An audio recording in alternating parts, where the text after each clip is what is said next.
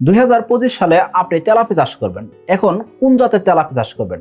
এসে তেলাপি চাষ করবেন, নাকি লোকালি তেলাপি সংগ্রহ করবেন, নাকি অন্য কোনো কোম্পানি থেকে তেলাপির পোনা সংগ্রহ করবেন? দেখেন, তেলাপি চাষের আগে আপনাকে জানতে হবে যে তেলাপি চাষ পদ্ধতিটা কেমন হয়, কোন পদ্ধতিতে তেলাপি চাষ করলে লাভজনকভাবে মাছ চাষটা করা যায়, এবং কি কোন তেলাপিয়ার গ্রোথ ভালো আসে।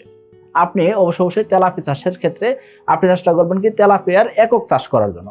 তবে তেলাপির সাথে অল্প কিছু সাথী মাছ দিলে ওই সাথী মাছের জন্য তেমন কোনো খরচ করতে হয় না। এই জন্য দেখা যাচ্ছে কি তেলাপি চাষে লাভটা বেশি হয়।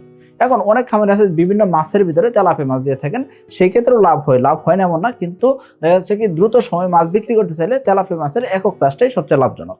এখন কথা হলো যে এই যে তেলাপির সাথে অন্য যে মাছগুলো দিলাম, সাথী মাছগুলো দিলাম, সেই সাথী মাছ আমরা কোথায় পাবো? সেগুলো আমাদের হাতের আশপাশ থেকে সংগ্রহ করে নিয়ে আমরা চাষে দিতে পারবো। কিন্তু কথা হলো ওই যে তেলাপি যেগুলো ছাড়তে চাইতেছি সেটা অবশ্যই আপডেটেড হাইব্রিড জাতের মনোসেক্স তেলাপি হতে হবে।